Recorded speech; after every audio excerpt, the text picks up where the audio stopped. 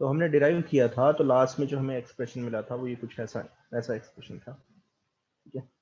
और this is the expression, मैं यहाँ पे फिर से लिख देता हूँ। एक्सियल लाइन पे अगर कोई भी आप पॉइंट लेते हो तो वहाँ पे इलेक्ट्रिक फील्ड कितनी होती है, वो होगी आपकी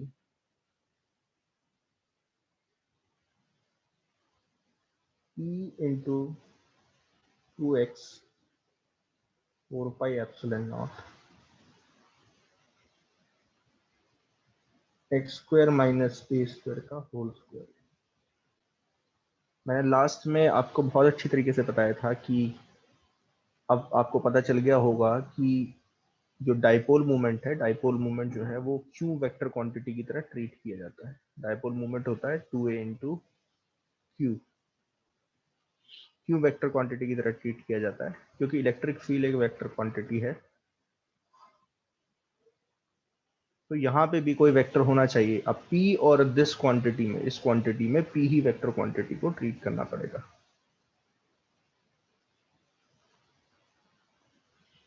अब लास्ट में मैं बोलते बोलते आप, अब कई बच्चे चले भी गए थे क्योंकि टाइम एक्सीड हो गया था, तो फिर मैं फिर बता देता हूँ कि अब आपके दिमाग में वही आ रहा था कि सर आपने डायरेक्शन कैसे मानी कि डायरेक्शन ऑफ p हमेशा माइनस क्यू से प्लस क्यू की तरफ होता है, कैसे आपको पता चला। तो मैंने यही बताया था आपको, this is pure a convention used, ये कन्वेंशन है जो साइंटिस्ट यूज करते हैं, ठीक है ना। माइनस क्यू से प्लस क्यू की तरफ हम यूज करते हैं, साइंटिस्ट यूज करते हैं।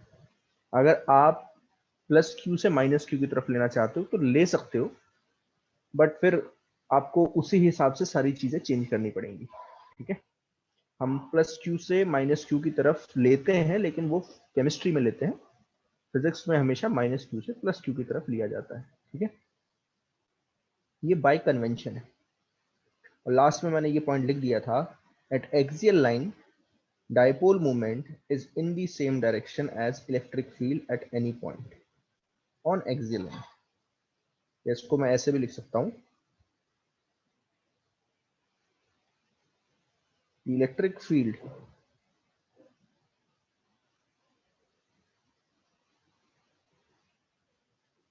at a point on axial line is in the same direction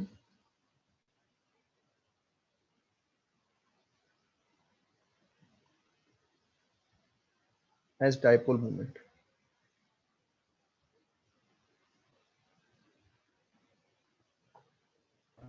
ये है, ये पॉइंट है जो मैंने लिख दिया यहाँ पे। अब ये चीज समझ लेना। अब मैं एक बार थोड़ा सा ड्रॉ करके दिखा देता हूँ।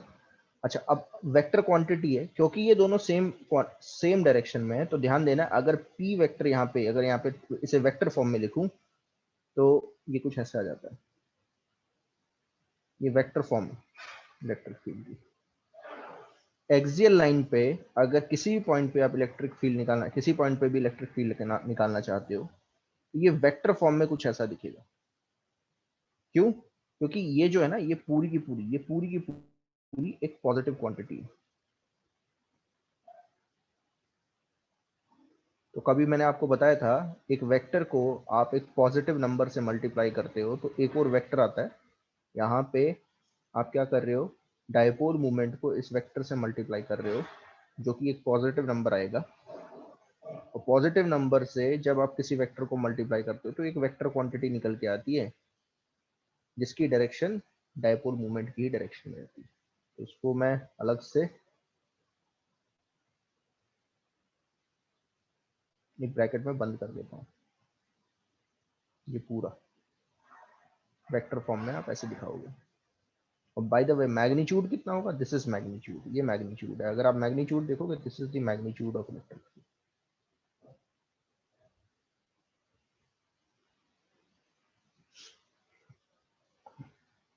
ये मैग्नीट्यूड है इलेक्ट्रिक फील्ड का। यहां तक क्लियर है?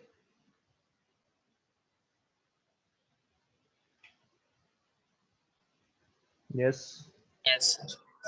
ओके। तो यहाँ तक मैं बता चुका था। अब मैं आपको ना डायरेक्शन तो आप ऐसे ही निकाल सकते हो। देखो डायरेक्शन तो आप एक्सियल लाइन पे किसी पॉइंट पे आप ऐसे ही बता दोगे, कुछ नहीं है। बस ये पॉइंट याद रखना है, ये वाला जो पॉइंट मैंने लिखा हुआ है, माइनस क्यू प्लस क्यू। पहले ये बताओ डाइपोल मूवमेंट किस तरफ है?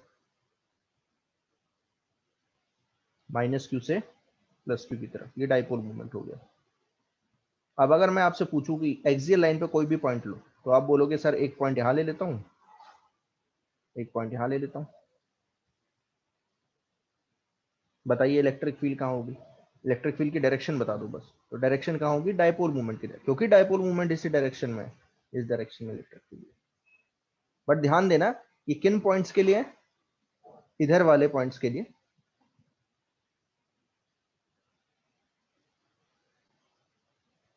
किन पॉइंट्स के लिए मैं बता देता हूं, ये नीली कलर की लाइन में शो कर रहा हूं, इन पॉइंट्स के लिए। यहाँ पे इन इस नीली लाइन पे कोई भी पॉइंट लोगे तो आप इलेक्ट्रिक फील्ड की डायरेक्शन बता सकते हो। डायपोल मूवमेंट की ही डायरेक्शन में होगा, ध्यान देना। डायपोल मूवमेंट क्योंकि इस डायरेक्शन में है, यहाँ पे अगर पूछा इस डायरेक्शन में, यहाँ पे पूछा इस डायरेक्शन में, यहाँ पूछा इस डायरेक्शन में, यहाँ पूछा इस डायरेक्शन में, यहाँ पूछा इस डायरेक्शन में। समझ में आया? Yes sir. Yes sir. लेकिन अगर आप कहाँ पहुंच गए, अंदर पहुंच गए, तो अब जरा मुझे बताओ, अगर मैंने इनसाइड, इफ आई टेक, ध्यान देना, if I take a point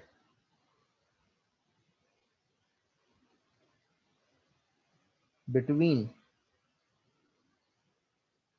the two charges, अगर दो चार्जेस के अपोजिट बीच, डायरेक्शन। हाँ, अगर आप बोलोगे कि सर बीच में अगर मैंने कोई पॉइंट ले लिया, मान लीजिए मैंने यहाँ पॉइंट लिया, मैं तो बीच में लेना चाहता हूँ, यहाँ कोई पॉइंट ले लिया, तो यहाँ इलेक्ट्रिक फील्ड किस डायरेक्शन में? तो आप देखो पॉजिटिव की वजह से आएगी इस तरफ और नेगेटिव की वजह से आएगी इस तरफ, ये दोनों एड अप हो जाएंगे, तो अपोजिट डायरेक्शन में होगी, डाइपोल मूवमेंट के अपोजिट डायरेक्शन में। ये चीज आपको ध्यान देनी है, ठीक है? So if I take a point between the two charges, the electric field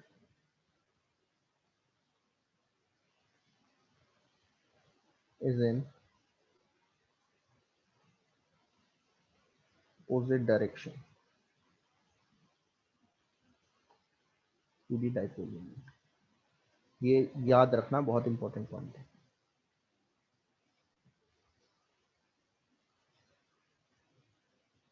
क्योंकि बच्चे कंफ्यूज हो जाते हैं इसमें।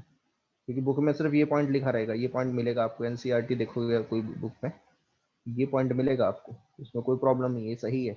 लेकिन बीच में बच्चे सोचते हैं कि यार ये पॉइंट तो करेक्ट है, तो डायरेक्शन क्या होगी? डाइपोल मूवमेंट की डायरेक्शन में, तो ये गलत हो जाएगा, ठीक है? ना एक स्पेशल केस में करवा रहा हूँ, ये स्पेशल केसेस में करवाते रहूंगा, इससे बहुत चीजें पता चलती जाती हैं। स्पेशल केस होता है, स्पेशल केस क्या है? If we take a point,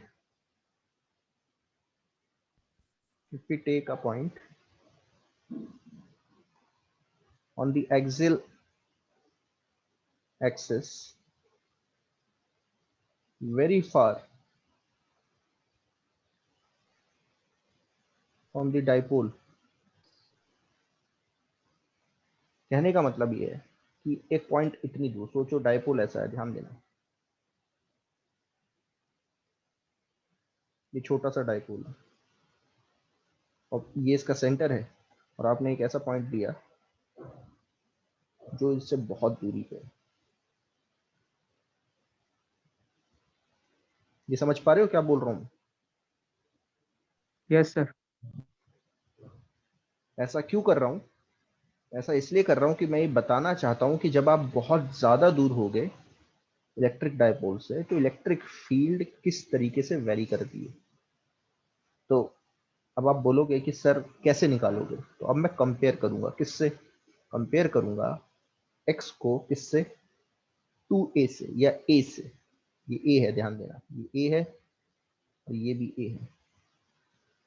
तो अगर x बहुत ज्यादा है इसके कंपैरिजन में, a के कंपैरिजन में, तो मैं ये बोलूंगा point is very far from dipole. इस तरीके से कंपेयर करूंगा, हमेशा याद रखना, इस तरीके से कंपेयर कर लूंगा जब भी मैं अभी बहुत सारे जब मैं एक्सप्रेशन कराऊंगा इलेक्ट्रिक फील्ड के, तो आपको पता चलेगा मैं क्या करूंगा। जब भी कोई पॉइंट मुझे बहुत ज्यादा दूर लेना पड़ेगा, चार्ज से बहुत ज्यादा दूर लेना पड़ेगा, तो मैं हमेशा डिस्टेंस को कंपेयर करूंगा किसी चीज से। और किससे? Generally distance between the two charge, या ठीक है। और नहीं, जीरो नहीं लेते, ध्यान देना, जीरो नहीं लेते। हम क्या करेंगे मैं बताता हूँ। जीरो नहीं लेते, ध्यान देना, हम निग्लेक्ट करते हैं। तो क्या होगा, यही है ना इलेक्ट्रिक फील्ड। मैग्नीट्यूड लिख देता हूं,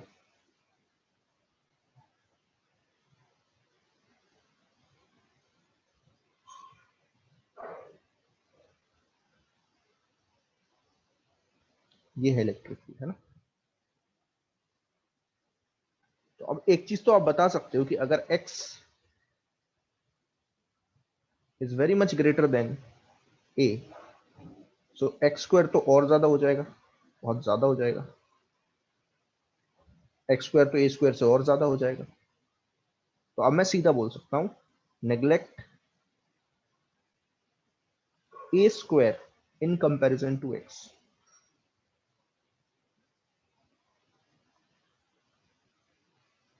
एक्स स्क्वायर, ठीक है। ए स्क्वायर को एक्स स्क्वायर के कंपैरिजन में बहुत छोटा मानो और निग्लेक्ट कर दो। तो आप ऐसे सोचो कि अगर आप 100 में आप 0.2 ऐड कर सब्ट्रैक्ट कर रहे हो तो कोई फर्क नहीं पड़ता, अप्रोक्सीमेटली 100 ही होता है ये, अप्रोक्सीमेटली, ठीक है ना। बेटर ये है, तो आप 100.2 को आप 100 ही लिख लो, कोई फर्क नहीं पड़ेगा। तो यहाँ पे मुझे क्या निग्लेक्ट कर देना चाहिए, ये जो ए स्क्वायर है ना, ये एक्स स्क्वायर माइनस ए स्क्वायर को आप सीधा क्या लिख सकते हो, ए एक्स स्क्वायर लिख सकते हो, डायरेक्टली आप एक्स स्क्वायर लिख सकते हो, आपको एक्स्ट्रा कुछ करने की जरूरत नहीं है। ये पॉइंट समझ में आ गया आपको?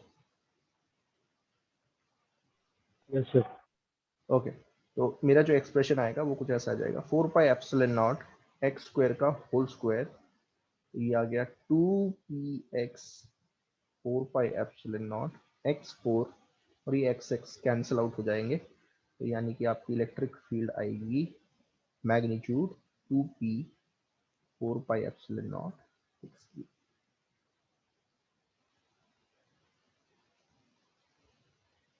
यानी एक्सियल पॉइंट पे, अगर आपने एक्सियल लाइन पे कोई भी एक ऐसा पॉइंट लिया जो कि बहुत ज्यादा दूरी पे है डाइपोल से, तो इलेक्ट्रिक फील्ड जो होती है वो होती है inversely proportional to x cube, याद रखना ये।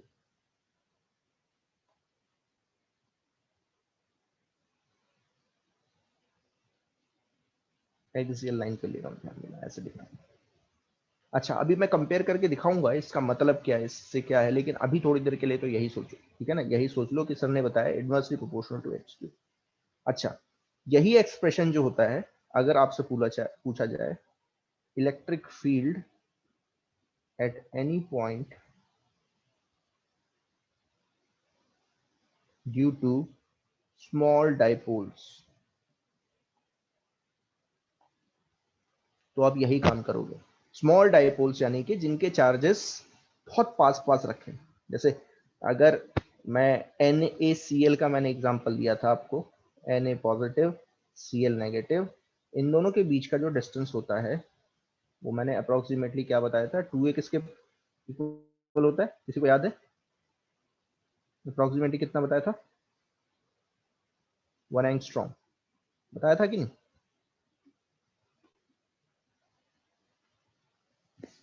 यस। Yes sir. तो अगर मैं आपसे बोलूं कि इसके सेंटर से एक्सियल लाइन पे एक पॉइंट है, हाँ, 10⁻⁻10 है ना, वो 1 एंगस्ट्रॉम यानी कि 10⁻⁻10। तो अब मैं अगर आपसे बोलूं एक पॉइंट जो एक्सियल लाइन पे 1 मीटर दूरी पे लाई कर रहा है, वहां इलेक्ट्रिक फील्ड बताओ। वो आप झट से कंपेयर करोगे कि 1 मीटर जो है, since it is very much greater than 10⁻⁻10 metre, तो ये क्या है, एक स्मॉल डाइपोल है। तो अब आपको आपको कौन सा फॉर्मूला लगाना है? बड़ा वाला फॉर्मूला लगाने की जरूरत नहीं है, सीधा क्या कर देना, 2p upon 4 pi epsilon naught x cube कर देना, दैट्स इट। कंपेयर करना हमेशा, ठीक है। अभी मैं न्यूमेरिकल करवाऊंगा तो और क्लियरिटी होगी। मैं सीधा आगे चलता हूं। अब कौन सा पॉइंट था हमारा? दूसरा जो था, दूसरा एक्सप्रेशन क्या था? एक्सियल लाइन पे तो निकाल लिया, अब किस पे निकालना है? इक्वेटोरियल। बहुत बढ़िया, इक्वेटोरियल। तो लिखो next, electric field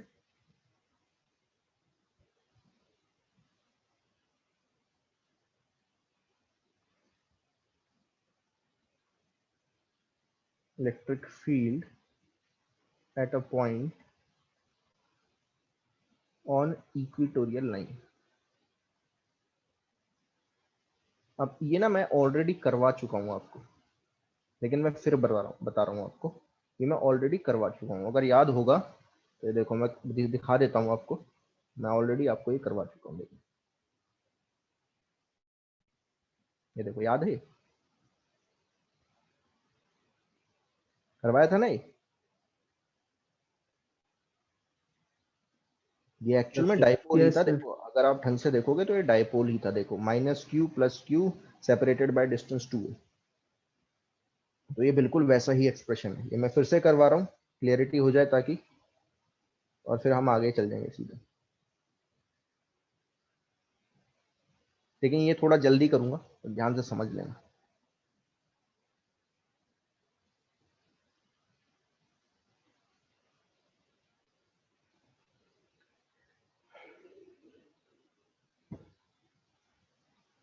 plus q charge minus q charge, ये डिस्टेंस हो गया ए, ये डिस्टेंस हो गया ए। अब मैं चाहता हूं एक पॉइंट जो एक्सियल लाइन पे एक्स दूरी पे है, यहाँ पे इलेक्ट्रिक फील्ड निकालना। क्या रखूं यहाँ पे? +1 कूलम।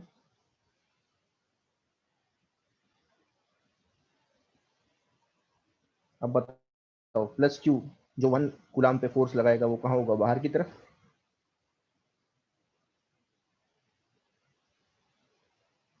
तो ये आएगी E1, और E1 क्या होगी?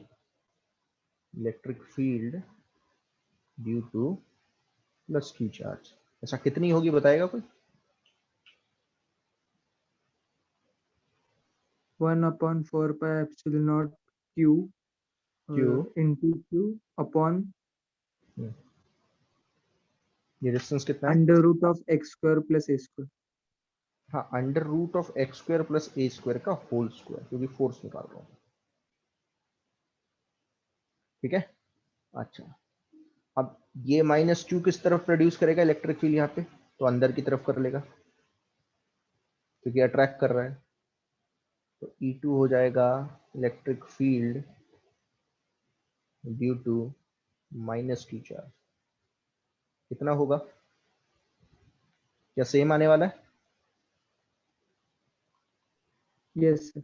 Yes sir. बिल्कुल सेम होगा, बस डायरेक्शन चेंज होगी ना इलेक्ट्रिक फील्ड की। E2 और E1 की बस डायरेक्शन की डिफरेंट। अब कैसे ऐड करें नेट इलेक्ट्रिक फील्ड, कैसे निकालें? इन दोनों को क्या करना है? वेक्टोरियली ऐड करना है। तो मैंने आपको बताया था कि अगर ये एंगल थीटा है तो ये भी थीटा है। थीटा के कौन से कंपोनेंट कैंसिल आउट हो जाएंगे? E1 और E2 के। Cos theta. हाँ, cos component cos. Cancel out हो जाएगा। ये E1 कॉस थीटा हो गया, और ये E2 कॉस थीटा हो गया। और E1 साइन थीटा और E2 साइन थीटा क्या हो जाएंगे? कैंसिल, ऐड अप हो जाएंगे।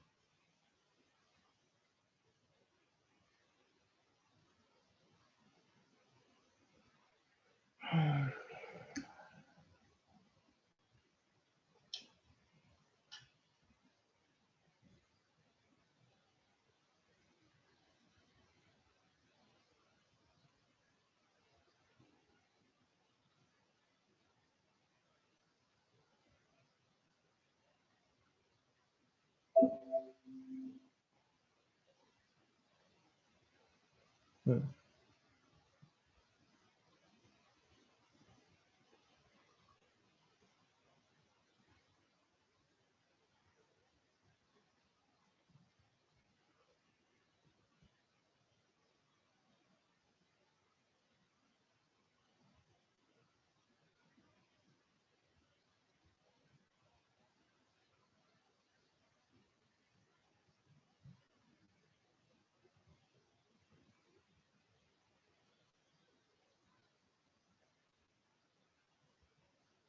ठीक है। सो नेट इलेक्ट्रिक फील्ड जो आएगी वो आएगी 2E1 साइन थीटा। ये क्लियरिटी हुई? बताओ जरा। Yes, sir. E1 E2 same है, मैग्नीट्यूड सेम है, और cos थीटा सेम है। So E1 cos theta is equal to E2 cos theta है। They will cancel out each other.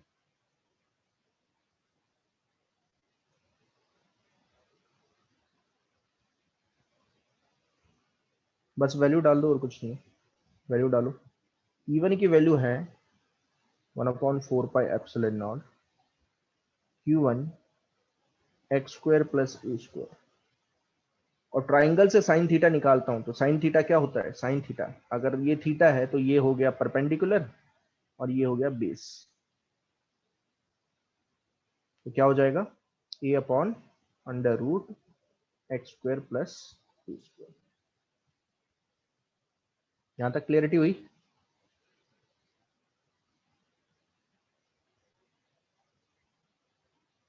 Yes.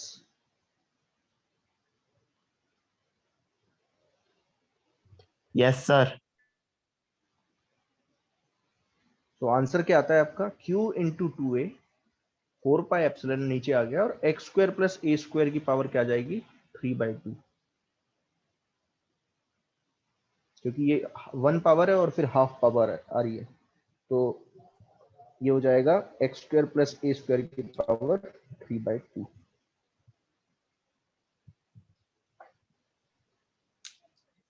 What is Q into 2a?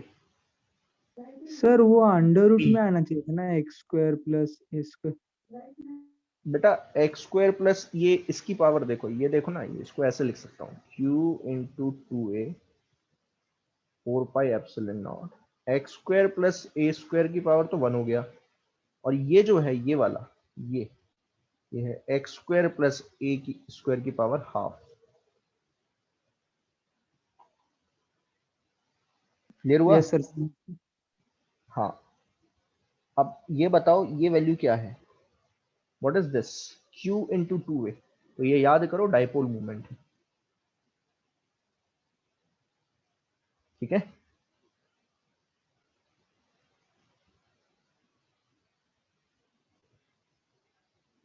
ये है answer.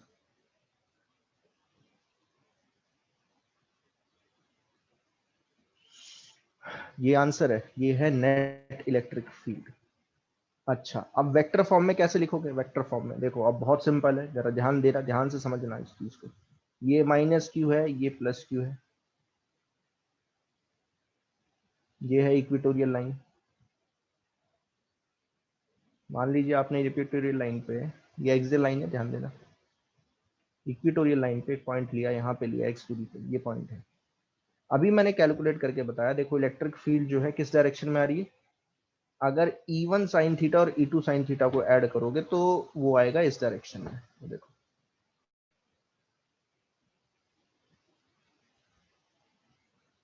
आया समझ में? ये है नेट इलेक्ट्रिक फील्ड की डायरेक्शन। अगर यहां कैलकुलेट करोगे तो वो नीचे की तरफ इधर आएगी। मतलब आप इक्विटोरियल लाइन पे कोई भी पॉइंट, किसी भी पॉइंट पे आप करो, यहां निकालोगे तो इधर आएगी, यहां निकालोगे इधर आएगी, यहां निकालोगे इधर आएगी, यहां निकालोगे इधर आएगी, ऐसे। ये चीज क्लियर हुई?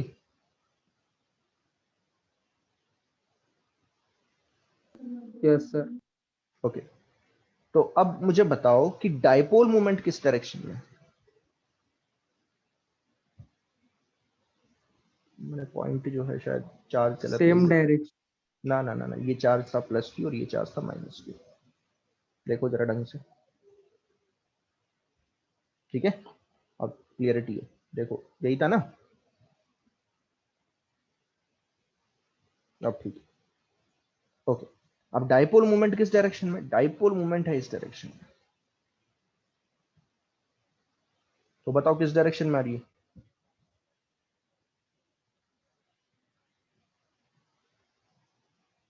किस डायरेक्शन में आ रही है? ऑपोजिट डायरेक्शन ऑफ इलेक्ट्रिक हाँ। फील्ड। हाँ, तो मैं क्या लिखूंगा? Electric field at any point on the equatorial line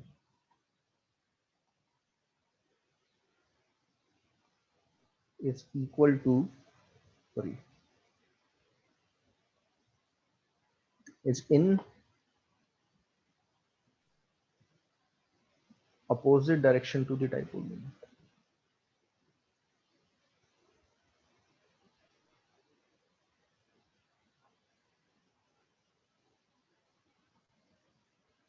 dipole movement की अपोजिट डायरेक्शन में।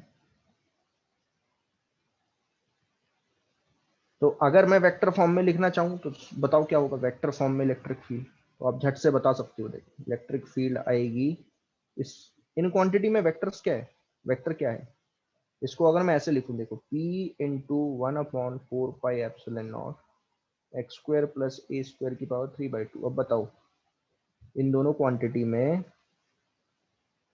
वेक्टर कौन है?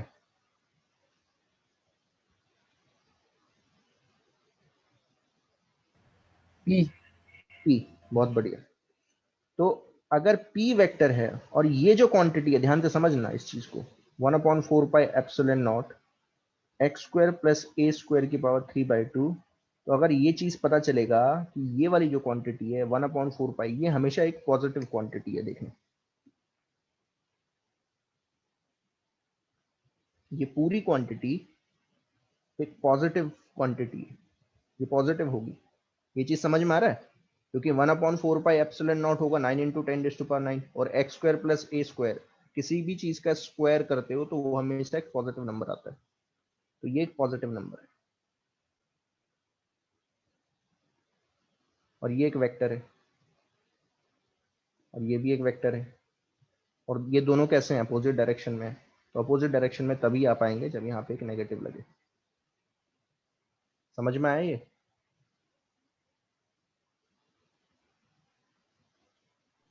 Yes sir.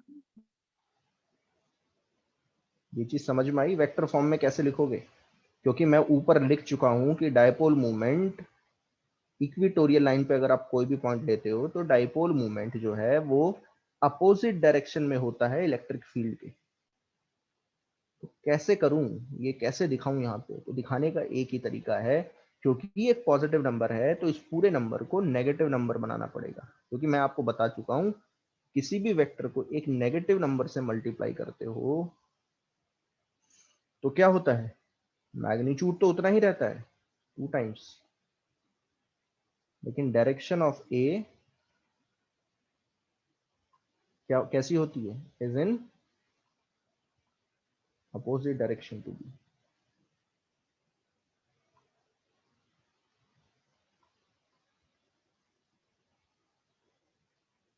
ये चीज समझ में आई?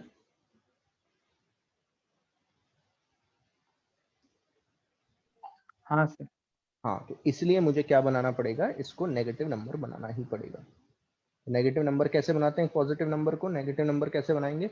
बस उसके आगे एक माइनस साइन लगा देते हैं। तो वेक्टर फॉर्म ये है, this is a vector form, ये पूरा वेक्टर फॉर्म, ये vector form of electric field on equatorial line.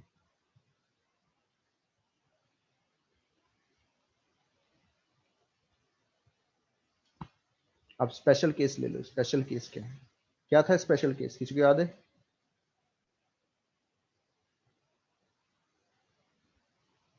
If, sir अगर डाइपोल स्मॉल होगा या फिर डिस्टेंस लार्ज। हाँ हाँ बहुत बढ़िया। तो if x is very much greater then a, that means point is very far from electric dipole और डाइपोल इज वेरी स्मॉल। जब भी मैं बोल रहा हूँ डाइपोल है तो ध्यान देना इलेक्ट्रिक डाइपोल की बात कर रहा हूँ। वैसे मैग्नेटिक फील्ड करवाऊंगा तो मैग्नेटिक फील्ड में मैग्नेटिक डाइपोल्स आते हैं, तो वहां पे भी आपको यही करना पड़ेगा। तो जिसको ये आता है उसके लिए मैग्नेटिक फील्ड बहुत ईजी है, जिसको ये नहीं आ रहा है मैग्नेटिक फील्ड जो है उसके लिए टफ हो जाएगा। तो मैं फिर बता रहा हूँ, इसलिए मैं इलेक्ट्रिक फील्ड धीरे धीरे करवा रहा हूँ, ढंग से समझते रहो। और घर पे जो है इन एक्सप्रेशंस की डेरिवेशन करनी है कॉपी में अच्छी तरीके से, कॉन्सेप्ट समझो, डिराइव करो, सब कुछ ठीक है। तो अगर x बहुत ज्यादा है, ग्रेटर देन a है, तो मुझे क्या निगलेक्ट करना चाहिए, जरा बताएगा इसमें कोई? a neglect।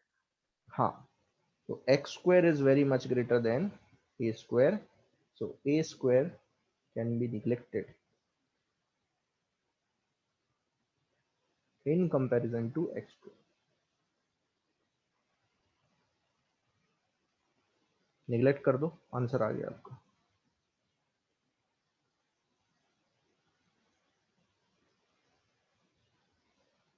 ये मल्टीप्लाई होंगे, 2 2 कैंसिल आउट हो गया। सो इक्विटोरियल पॉइंट पे ध्यान देना। इक्विटोरियल पॉइंट, कोई भी पॉइंट जो इक्विटोरियल लाइन पे है,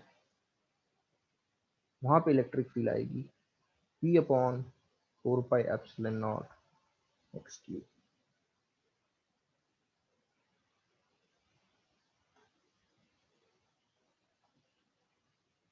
तो आपको झट से पता चलता है, क्या पता चलता है? ये पता चलता है कि अगर आपने एक ऐसा पॉइंट लिया, ध्यान देना,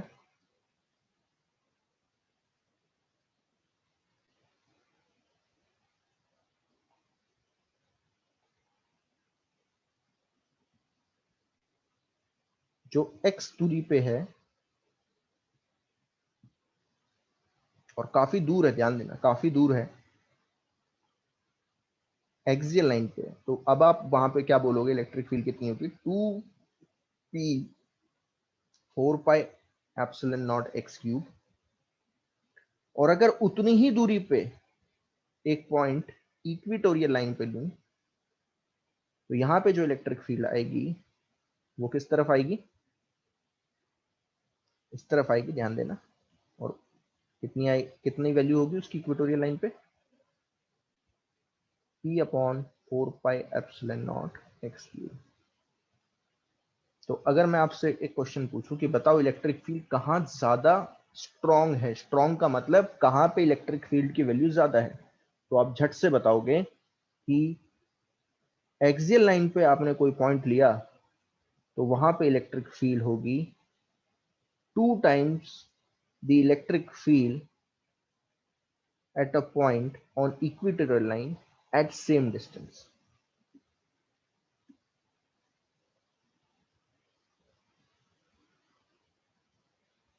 ये चीज समझ में आई? Yes sir. अगर आपने x मीटर दूरी पे कोई भी x, एक छोटा सा डाइपोल लिया, x मीटर दूरी पे एक पॉइंट लिया एक्सियल लाइन पे, तो वहां पे जो इलेक्ट्रिक फील्ड होगी वो दुगनी होगी किसके कंपैरिजन में? अगर आप एक और पॉइंट इक्विटोरियल लाइन पे लो उतने ही डिस्टेंस पे। तो स्ट्रॉन्ग इलेक्ट्रिक फील्ड कहां रहती है? एक्सियल लाइन पे रहती है, ध्यान देना। इलेक्ट्रिक डाइपोल के केस में strong electric field axial line पे रहती है।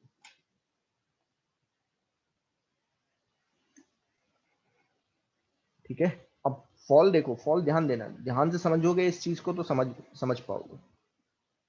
ध्यान से समझना इस चीज को। मैं यहाँ पे बना रहा हूं, इसको आप याद भी रख सकते हो, नहीं तो समझ भी सकते हो। पॉइंट चार्ज की वजह से इलेक्ट्रिक फील्ड कितनी आती थी?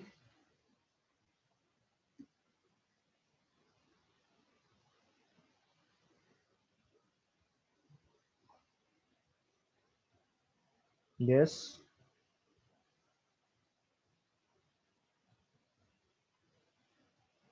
यही आती थी ना? Yes sir. यानी कि पॉइंट चार्ज की वजह से इलेक्ट्रिक फील्ड होती है 1 इज डायरेक्टली प्रोपोर्शनल टू होती है 1/x², या ऐसे बोल सकते हो इनवर्सली प्रोपोर्शनल टू x² होती है, ये पॉइंट चार्ज की वजह से। फिर आपने बोला कि सर डाइपोल जैसी हमने लिया तो हमें पता चला जो इलेक्ट्रिक फील्ड होती है वो इनवर्सली प्रोपोर्शनल टू x³ रहती है। होती है कि नहीं? हाँ सर। तो बताओ कौन ज्यादा स्ट्रॉन्ग इलेक्ट्रिक फील्ड प्रोड्यूस करता है अपने आसपास? Electric field, strong electric field का मतलब क्या है कि इलेक्ट्रिक फील्ड वैल्यू कितनी है उसकी। वैल्यू मतलब जैसे ऐसा सोचो कि दो आदमी हैं, तो मैं बोल रहा हूँ कि कौन ज्यादा स्ट्रांग है, तो सडनली आप क्या बोलते हो कि सर जिसकी मसल बहुत बहुत ज्यादा स्ट्रांग होगी, हमें पता चल जाएगा देखने में वो कितना तंदुरुस्त है। तो यहाँ पे जो मैं बोल रहा हूँ कि स्ट्रांग इलेक्ट्रिक फील्ड की बात कर रहा हूँ, तो आप सिर्फ ये देखोगे कि इलेक्ट्रिक फील्ड की वैल्यू कितनी है। समझ में आया कि नहीं? अब जरा मुझे बताओ, एक्सप्रेशन से पता चल रहा है कि E is inversely proportional to x square है पॉइंट चार्ज के केस में, और डायपोल के केस में है E is inversely proportional to x cube. तो बताओ स्ट्रॉन्ग इलेक्ट्रिक फील्ड कौन प्रोड्यूस करता है अपने आसपास? Point charge. Point point charge. Charge. तो ध्यान देना, ये सबसे ज्यादा स्ट्रॉन्ग करता है, सबसे ज्यादा, वेरी स्ट्रॉन्ग।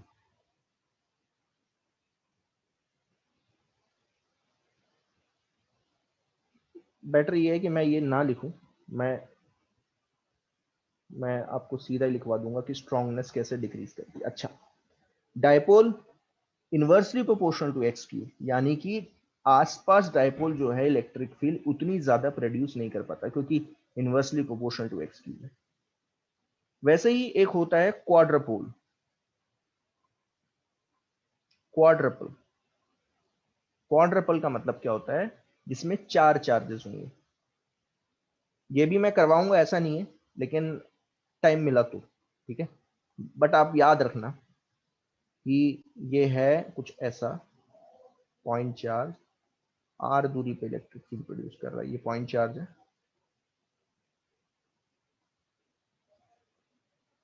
ये हो गया डाइपोल।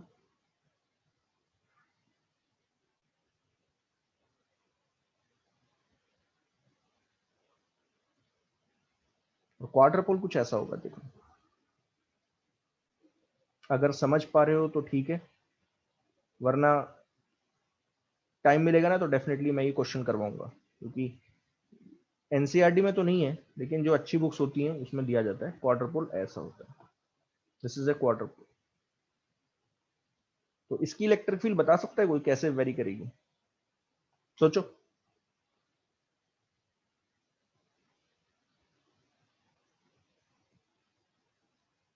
यस,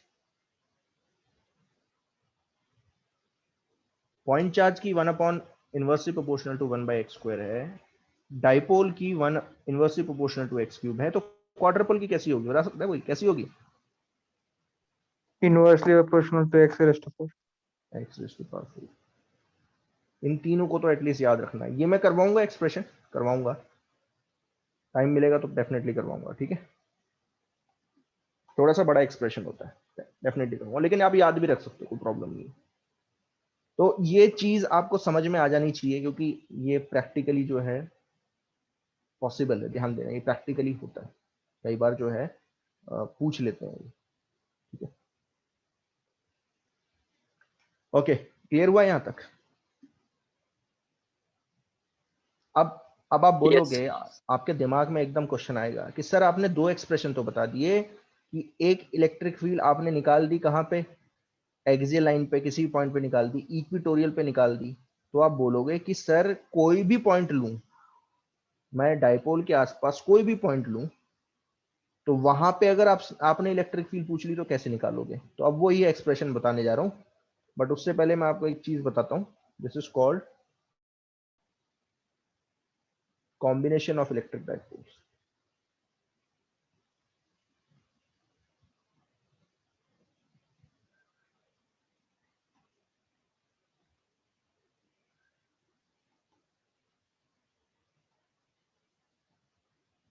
नेचर में क्या होता है कि जरूरी नहीं है सिर्फ इलेक्ट्रिक डायपोल हो, डायपोल के कॉम्बिनेशन से बनने वाला भी एक इलेक्ट्रिक डायपोल हो सकता है। जैसे ये दिख रहा है, ये क्वाड्रपोल दिख रहा है,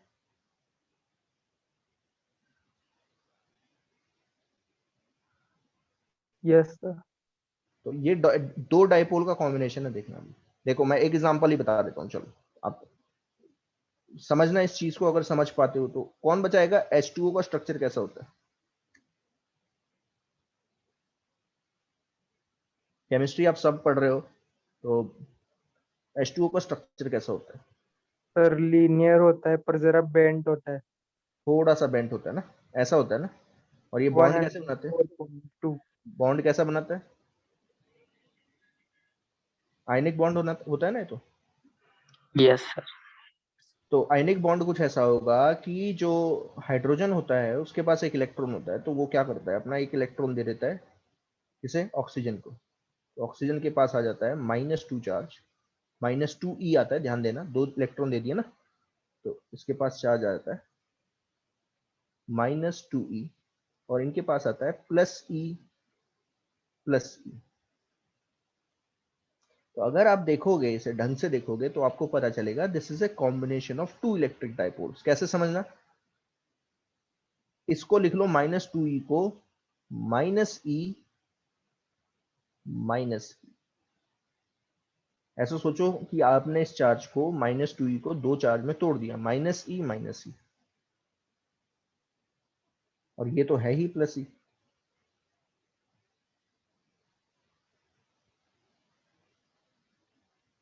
तो अब ये कितने डाइपोल हो गए देखो। पहला डाइपोल,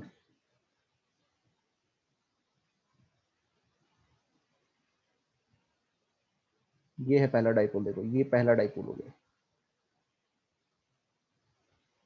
इतना पहला डाइपोल है, this is a first dipole. कौन बताएगा इसका डाइपोल मोमेंट क्या था? डाइपोल मोमेंट, अगर मान लीजिए इन दोनों के बीच में डिस्टेंस 2a ले लूं, दोनों के बीच में 2a होगा। अब 2a कितना है वो एक अलग चीज है, वो क्या है, केमिस्ट्री में आपको बताया जाता है, ठीक है ना। मुझे नहीं पता तो मैं ऐसे निकाल देता हूँ। बताओ बताओ जरा, कौन बताएगा? पहला डाइपोल, जो फर्स्ट डाइपोल है, उसका डाइपोल मोमेंट कितना होगा, बताएगा कोई?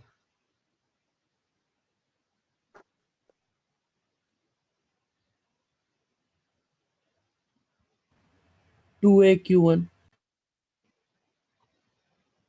हाँ, 2aq1, बट q क्या है यहाँ पे, e, तो क्या होगा, e into 2a, that is 2ae।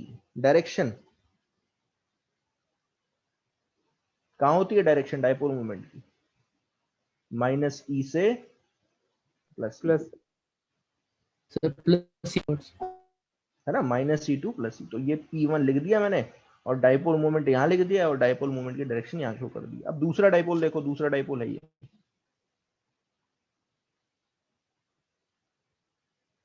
ये है दूसरा डाइपोल, ये दूसरा डाइपोल। बताओ दूसरे डाइपोल का डाइपोल मोमेंट क्या सेम है?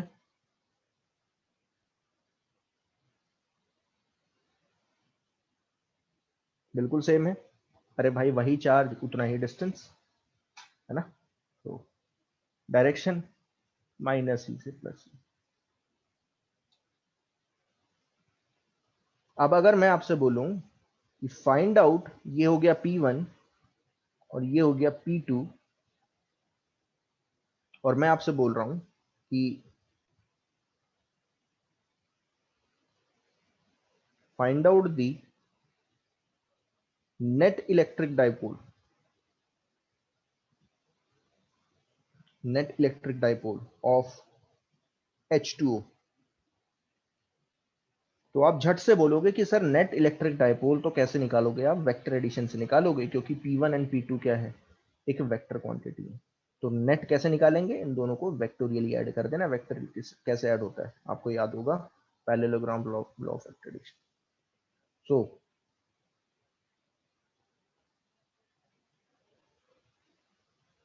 Net electric dipole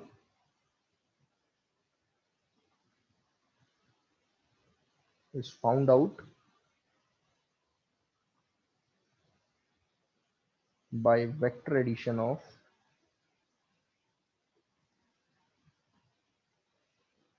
P1 and P2।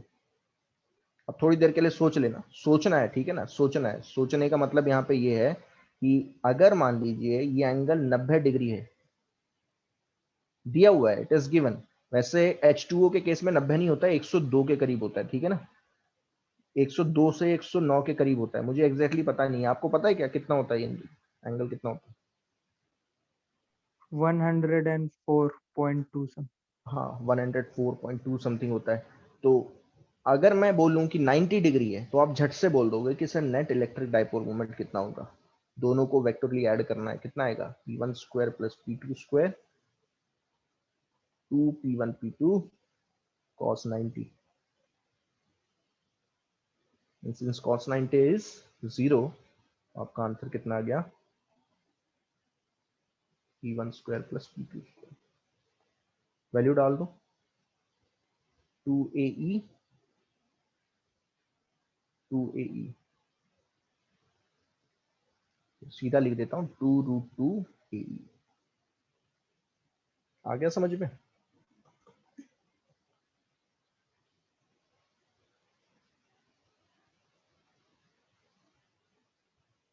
Yes sir. Response दिया करो यार, वैसे पता नहीं चलेगा वरना, ठीक है ना? आए हुए क्वेश्चन है ये सारे के सारे. 2√2 ae ये नेट इलेक्ट्रिक डाइपोल मोमेंट है. तो तरीका क्या होगा? जब भी कॉम्बिनेशन ऑफ इलेक्ट्रिक डाइपोल दिए जाएंगे, आपको दिख रहा है कि ये तो बहुत सारे कॉम्बिनेशन है, तो आप क्या करोगे? आपको प्रोसीजर क्या होगा? जो पूरा बड़ा सा डाइपोल होगा, जो भी स्ट्रक्चर दिया हो, उसको छोटे छोटे डाइपोल्स में तोड़ोगे, सबका डाइपोल मूवमेंट निकालोगे अलग अलग और सबको वेक्टोरियली ऐड कर दोगे. क्या ये क्लियरिटी है? मैं फिर बता रहा हूं आपको करना क्या है. आपको करना क्या है, जब भी कोई सिस्टम दिया हुआ है, कोई भी चार्ज का सिस्टम दिया और बोला इसका नेट इलेक्ट्रिक डाइपोल मूवमेंट निकालो, तो आप क्या करोगे? सबको छोटे छोटे इलेक्ट्रिक डाइपोल्स में तोड़ोगे और सबका डाइपोल मूवमेंट निकाल के वेक्टोरियली ऐड कर दोगे. ध्यान देना इस चीज को. क्या क्लियरिटी है?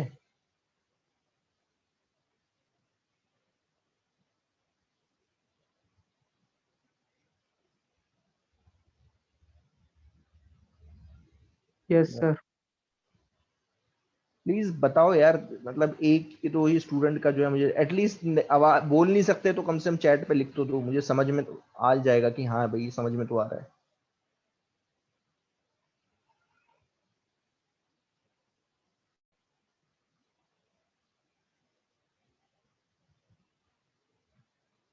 ठीक है.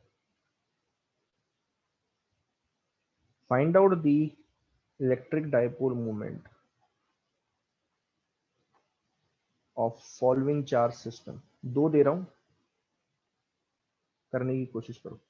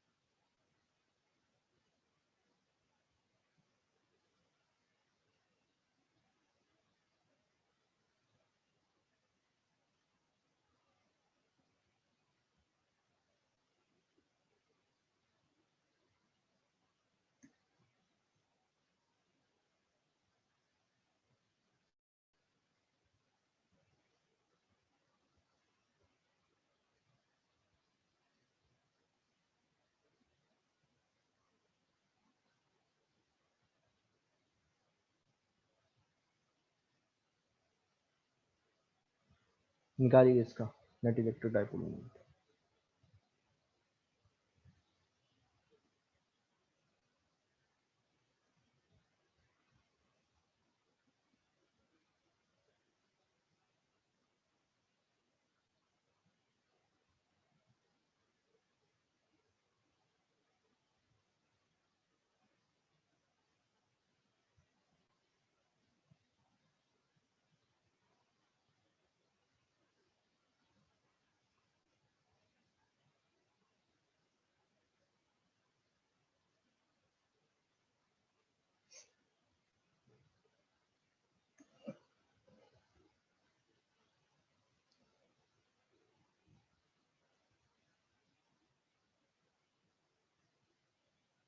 कितने डाइपोल्स हैं पहले वाले केस में?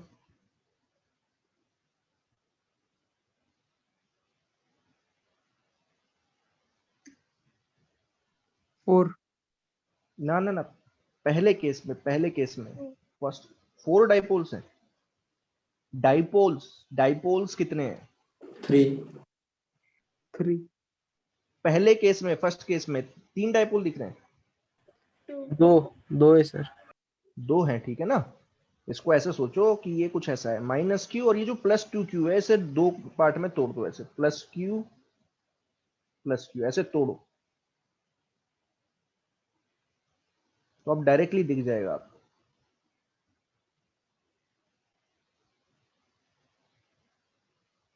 इन दोनों के बीच का डिस्टेंस होगा a, और इन दोनों के बीच का डिस्टेंस भी a होगा, क्योंकि ये इक्विलेटरल ट्राइंगल है। तो पहला डाइपोल मोमेंट किस डायरेक्शन में? -q2 + q। वैल्यू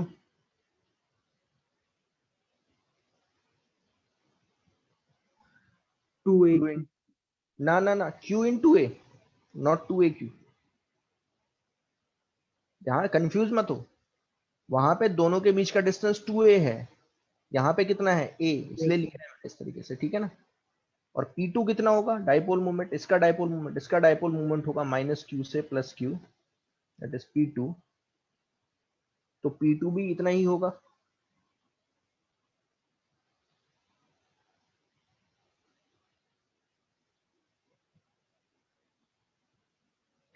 दोनों के बीच कितना एंगल होगा? 60। 60, है ना।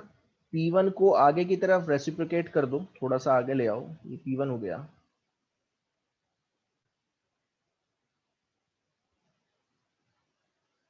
और ये हो गया P2। दोनों के बीच का एंगल है 60 डिग्री। तो नेट डाइपोल मोमेंट कैसे निकालते हो? वेक्टर एडिशन से।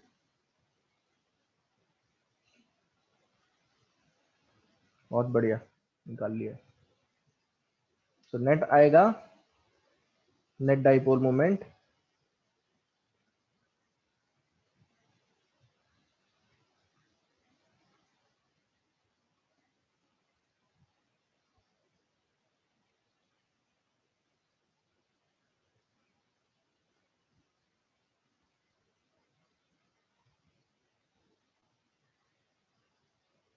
comes out to be q square a square plus q square a square 2 q square a square 1/2। so √3 times आए थे, है ना। बहुत बढ़िया, √3 टाइम्स अंदर आ जाएगा 3qa, दैट इज √3qa। तो एक डाइपोल का P1 और P2 का √3 टाइम्स, ध्यान देना। नाउ अब बताओ ये वाला, ये चीज क्लियरिटी हुई ना, इसमें कोई प्रॉब्लम नहीं होना चाहिए जहां तक मेरा ख्याल है।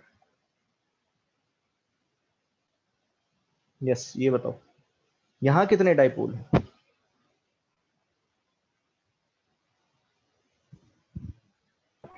3 3 3।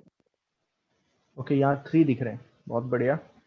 तो तीनों का डाइपोल निकालो, तीनों का निकालो।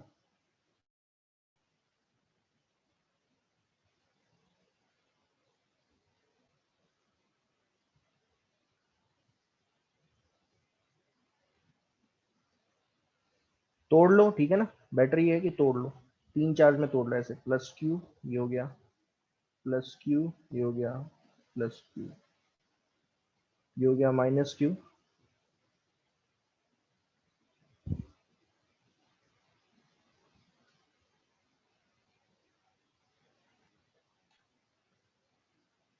-q।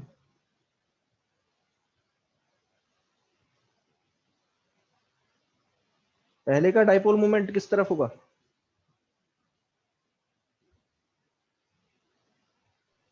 इनवर्ड। हाँ, -q से +q की तरफ। अब क्योंकि ये x एक्सिस है तो ध्यान से समझना मैं कैसे निकाल रहा हूँ, क्योंकि ये 3D में है तो बेटर ये है मैं कि वेक्टर फॉर्म में निकाल लूँ। अच्छा, अगर मैं इसे वेक्टर फॉर्म में लिखूं तो बताएगा कोई आंसर क्या है?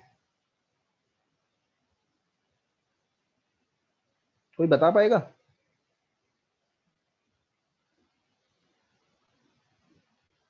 ये अगर x एक्सिस मान लो और ये y एक्सिस मान लो, तो ये किस डायरेक्शन में आने वाला है net dipole moment?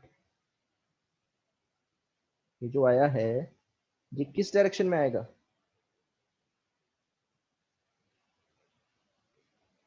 Y axis का। हाँ बहुत बढ़िया, तो वाई एक्सिस है यानी कि √3 QA जे कैप। ये कंफ्यूजन नहीं होना चाहिए। वेक्टर में अगर वेक्टर फॉर्म में आंसर पूछा है तो वेक्टर फॉर्म में निकालोगे, और अगर मैग्नीट्यूड पूछा है तो मैग्नीट्यूड निकालोगे। ये इन वाई डायरेक्शन है।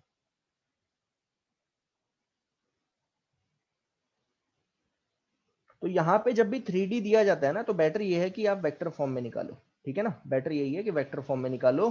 तो पहला जो डाइपोल है, पहला डाइपोल कौन सा है, जो एक्स एक्सिस डायरेक्शन में, ध्यान देना कितना आएगा डाइपोल मूवमेंट, Q इंटू ए। डायरेक्शन नेगेटिव मतलब एक्स एक्स। तो नेगेटिव एक्स एक्सिस का माइनस आई कैप, माइनस आई। माइनस आई कैप, तो माइनस आई कैप हो गया। नाउ P2 बताओ, ये है P2, P2 आया इस डायरेक्शन में। क्या ये भी इतना ही आया, Q इंटू ए ही, मैग्नीट्यूड तो उतना ही है। डायरेक्शन किस यस। तरफ है, डायरेक्शन किस तरफ है, माइनस जे कैप। माइनस जे कैप, बहुत बढ़िया। और P3 आएगा ये -Q2 plus Q minus minus के कैप।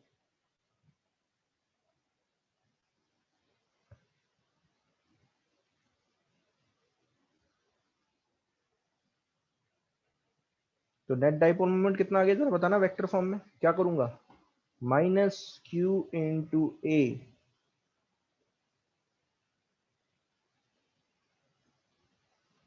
QA आई कैप माइनस QA जे कैप माइनस QA के कैप।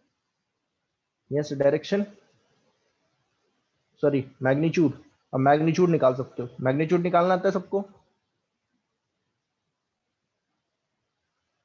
इस वेक्टर का मैग्नीट्यूड निकाल सकते हो, QA माइनस QA का होल स्क्वायर माइनस QA का whole square and minus QA का होल स्क्वायर। कितना है आंसर,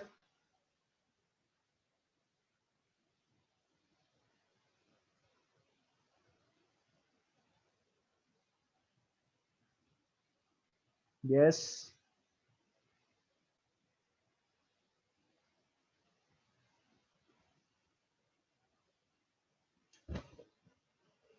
-√3 QA, बहुत बढ़िया, -√3 QA। तो ये मैग्नीट्यूड हो गई। डायरेक्शन मैं आपको होमवर्क दे रहा हूं, मैं अभी नहीं करवाना चाहता, मैं होमवर्क दे रहा हूं आपको कि डायरेक्शन आप कैसे निकालोगे। इसका तरीका आप मुझे कल बताओगे,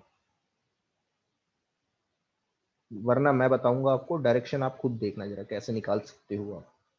ठीक है, वरना मैं कल बताऊंगा आपको, क्योंकि उसमें टाइम जाएगा। बेटर ये है कि मैं आगे चलता हूँ। ठीक है, तो देखो क्या होगा कि ये मैंने क्वेश्चन बनाए हैं अभी, आप ऐसे सोचो, और ऐसे क्वेश्चन बहुत सारे बनाए जा सकते हैं, ऐसे क्वेश्चन बहुत सारे बनाए जा सकते हैं जो कॉम्बिनेशन ऑफ डाइपोल से रिलेटेड होंगे। कॉम्बिनेशन ऑफ डाइपोल का मतलब क्या होता है, जहां पे आपको एक से ज्यादा डाइपोल दिख जाए, और एक से ज्यादा डाइपोल दिखें तो समझ जाना आपको क्या करना है, आपको पूरे चार्ज सिस्टम को छोटे छोटे डाइपोल्स में तोड़ना है। छोटे छोटे डाइपोल्स को कैसे तोड़ोगे, जैसे कहीं पे अगर -3Q -4Q लिखा हुआ है ऐसे, या +2Q लिखा हुआ है, तो उन्हें अलग अलग चार्जेस में तोड़ दो। इंडिविजुअल डाइपोल्स देख लो कितने हैं, सबका डाइपोल मूवमेंट निकाल लो और वेक्टोरियली ऐड कर देना। ठीक है, सर पर अगर नेगेटिव और पॉजिटिव इक्वल नहीं हुआ या फिर कोई एक्स्ट्रा हो तो गया तो? फिर नहीं निकलेगा, फिर डाइपोल मूवमेंट नहीं निकलेगा। हमेशा याद रखना, जब भी अगर ऐसे क्वेश्चन आएंगे तो आप तोड़ पाओगे। ठीक है, ओके सर। और अगर नहीं तोड़ पा रहे तो उसका नेट डाइपोल मूवमेंट फिर निकलेगा नहीं। और अगर अगर ऑप्शन में दिया हुआ है, ठीक है ना, ऑप्शन में दिया हुआ है तीनों, और चार ऑप्शन दिए हुए और एक है नन ऑफ दीज, और आप तोड़ नहीं पा रहे हो, तो समझ जाना कि नन ऑफ दीज आंसर। ठीक है, चलो अब देखो, ध्यान से समझना। Electric field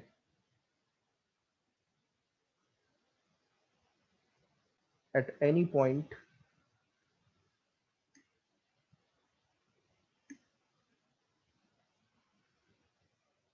due to electric dipole.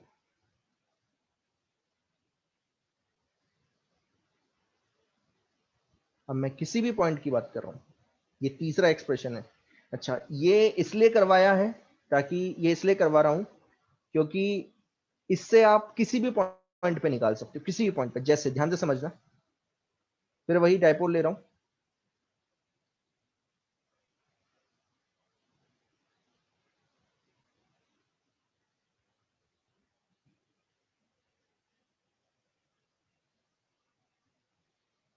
ये तो आपको पता ही है कि ये होता है ओरिजिन, यहां से सारे डिस्टेंस मेजर करते हैं।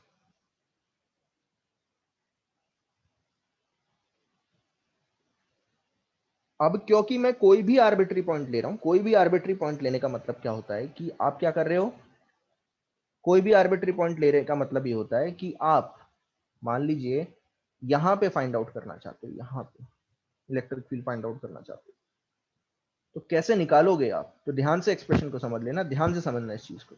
सबसे पहले ये पॉइंट डिफाइन करना पड़ेगा। तो पॉइंट डिफाइन कैसे किया जाता है? ये पॉइंट कितनी दूरी पे है? x दूरी पे है। कहां से? ओरिजिन से। लेकिन अब आपके दिमाग में एकदम आएगा कि सर x दूरी पे तो बहुत सारे पॉइंट हो सकते हैं, तो आपको क्या स्पेसिफाई करना पड़ेगा? एंगल भी स्पेसिफाई करना पड़ेगा। आया समझ में कि नहीं? Yes sir. तो कोई भी पॉइंट स्पेसिफाई करने के लिए आपको दो चीजें पता होनी चाहिए, वो पॉइंट कितनी दूरी पे है और कितना एंगल बना रहा है। ठीक है ना, कितना एंगल बना रहा है। अब कैसे निकालूं? तो निकालने का तरीका क्या है? सीधी सी बात है, आपको याद है इसका डाइपोल मोमेंट कितना है? यही है ना डाइपोल मोमेंट।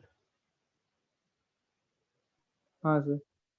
मैं क्या कर रहा हूं, ये मैंने इसलिए करवाया, ये मैं अभी इसलिए करवा रहा हूं आपको क्योंकि मैं इससे पहले आपको क्या करवा चुका हूं, कॉम्बिनेशन ऑफ इलेक्ट्रिक डाइपोल। ध्यान से समझना इस चीज को, मैं क्या बोल रहा हूं कि मैंने अभी आपको करवाया था कि ये जो P1, ध्यान से समझना इस चीज को,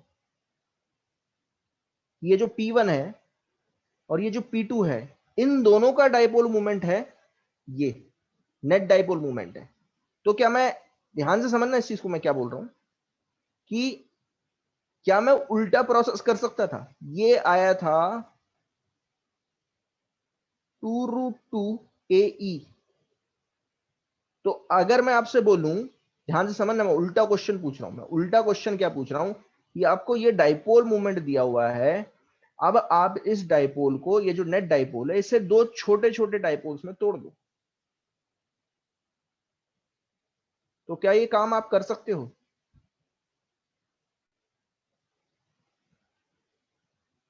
भाई ऐसे सोचो कि इन दोनों का डाइपोल मोमेंट ये था कि नहीं? अब मैं उल्टा काम करने को बोल रहा हूं कि ये डाइपोल मोमेंट दिया हुआ है, अब बताओ इसका डाइपोल मोमेंट क्या आएगा और इसका कितना आएगा? क्या करोगे आप इन्हें?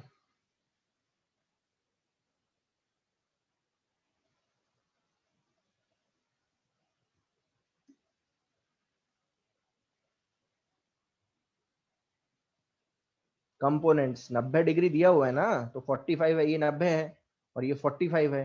तो आप झट से बोलोगे कि सर ये आएगा 2√2 AE cos 45 और ये आएगा 2√2 AE sin 45। बस निकल गया। यही तो है P1 P2। देखो cos 45 क्या होगा, 1/√2, √2 कैंसिल। तो आप उल्टा प्रोसेस कर दोगे और कुछ नहीं। आया समझ में? इसलिए मैंने पहले यस। करवा दिया, इसलिए करवाया है, वरना क्या ये एक्सप्रेशन समझ में नहीं आएगा आपको कि जो मैं अभी बता रहा हूं आपको। तो मुझे करना क्या है, मैं क्या करूंगा, ध्यान से समझना इस चीज को। मैं क्या करूंगा कि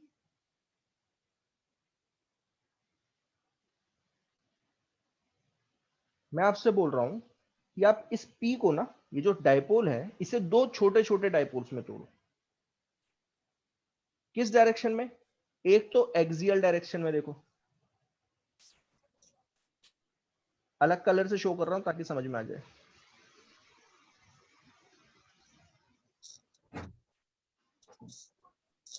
एक ये हो गया, ध्यान से समझ में आ रहा है? इस लाइन पे ध्यान दें, ये जो लाइन है ना, ये जो लाइन है,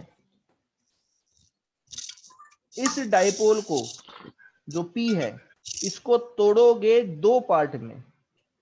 कौन कौन से पार्ट में?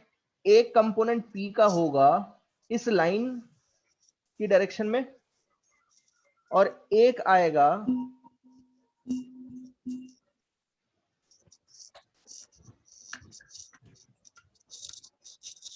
इसकी परपेंडिकुलर डायरेक्शन में। क्या ये चीज समझ में आई है सबको?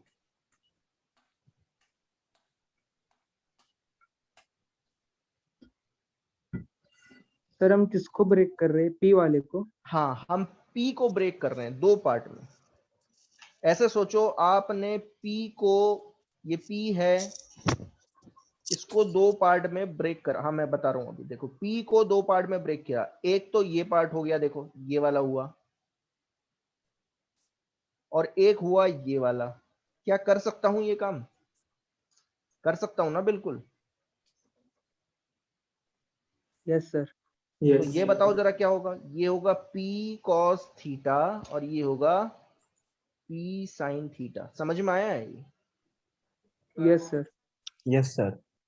ऐसे सोचो, ये जो डाइपोल था, जो ओरिजिनल डाइपोल है P, it is a combination of two dipoles, very small dipole, P cos theta and P sin theta. इन दोनों से बन के जो नेट डाइपोल मूवमेंट आएगा वो होगा P। अब ये यहां बना देता हूं ताकि क्लियरिटी हो, एक ही जगह नहीं बना रहा हूं ताकि समझ में आए।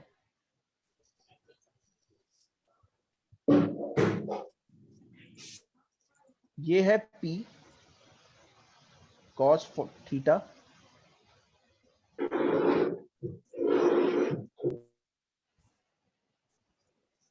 और ये है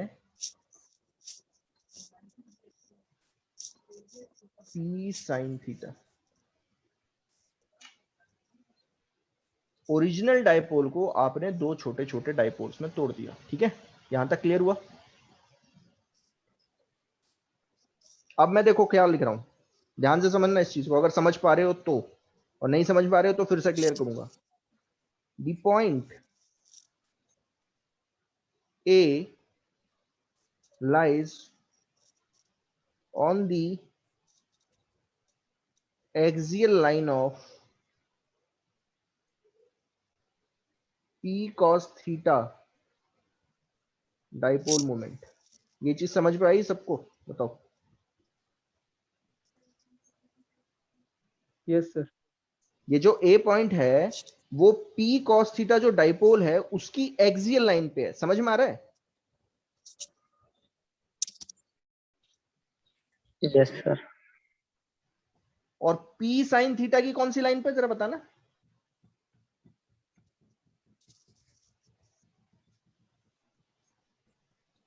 और P sin थीटा की इक्वेटोरियल लाइन पे है। The point A lies on the equatorial line of P sin theta dipole।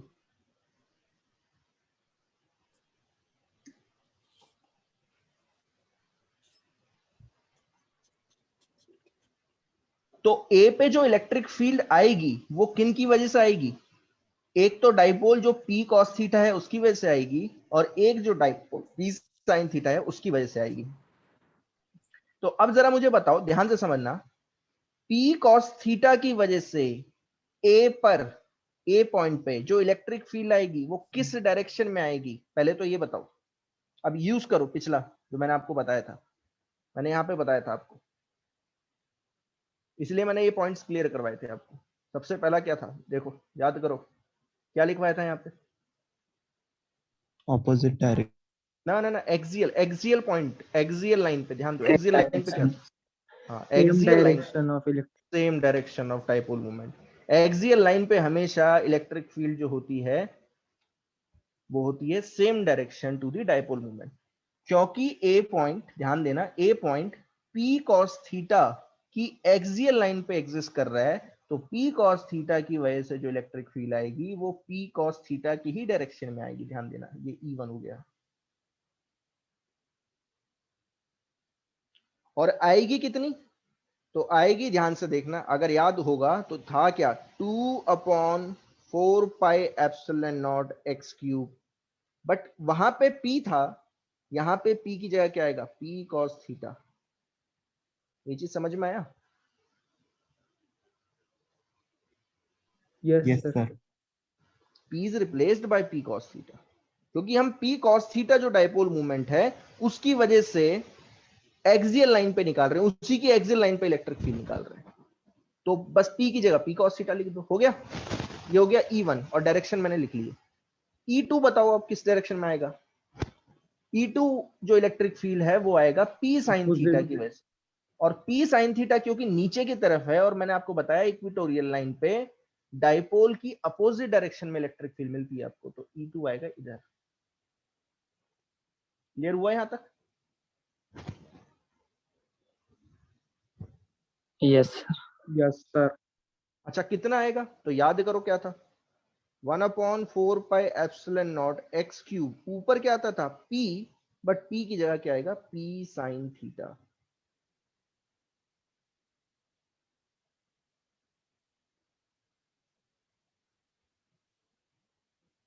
Clear हुआ? हाँ सर। अच्छा क्या ये दोनों परपेंडिकुलर डायरेक्शन में है? बिल्कुल परपेंडिकुलर डायरेक्शन में है, तो नेट इलेक्ट्रिक फील्ड क्या आएगी, कैसे निकालोगे इन दोनों का वेक्टर एडिशन? दोनों के बीच में कितना एंगल, 90 डिग्री, क्योंकि एक्सियल और इक्वेटोरियल लाइन के बीच में 90 डिग्री एंगल होता है। तो नेट इलेक्ट्रिक फील्ड कितनी आई, under root E1 square plus E2। बहुत बढ़िया, E1 square plus E2 square, बस वैल्यू यहाँ पे डाल दो, तो ये आएगा 2p cos theta 4 pi epsilon naught x cube का whole square p sin theta 4 pi epsilon naught x cube का होल स्क्वायर। झट से कॉमन निकाल सकते हो, कॉमन क्या आएगा, पी स्क्वायर कॉमन आएगा, और पी स्क्वायर बाहर जाते पी हो जाएगा, और 4 pi epsilon naught x cube का होल स्क्वायर कॉमन आएगा, तो वो भी हो जाएगा 4 pi epsilon naught x cube. ये तो बाहर आएगा, अंदर क्या बचा, अंदर बचा आपका 4 cos square theta plus sine square theta. ये आंसर है आपका, और इसी को ऐसे भी लिख सकते हो।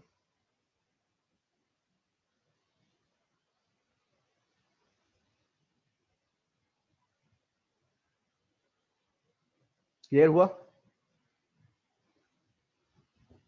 Yes sir. अब ये इसलिए करवाया कि अगर ये पता है ना आपको, तो वो जो ऊपर वाले दो केस थे ना वो भी कर सकते हो उससे। देखो इफ थीटा इज 0, बताओ पॉइंट कहां लाई करेगा, कौन बताएगा? ये पॉइंट कहां पहुंच जाएगा अगर थीटा 0 है, तो ये पॉइंट कहां पहुंच गया बताओ जरा। सर जहाँ पे डाइपोल मूवमेंट का है। ना ना ना, अगर थीटा यहाँ पे 0 लूं तो ये पॉइंट कहां पहुंच गया, ये पॉइंट पहुंच गया एक्सियल लाइन पे। आया समझ में? यस। तो कितना Yes, आंसर आना sir. चाहिए फिर? आंसर क्या आना चाहिए, 2p/4 पाई एप्सिलॉन नॉट एक्स क्यूब आना चाहिए। देखो आ भी रहा है, अगर इसमें आप थीटा 0 डाल देते हो,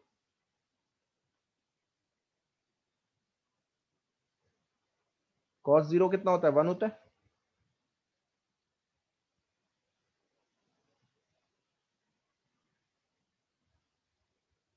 फोर आ गया ना, √4 क्या होता है, 2।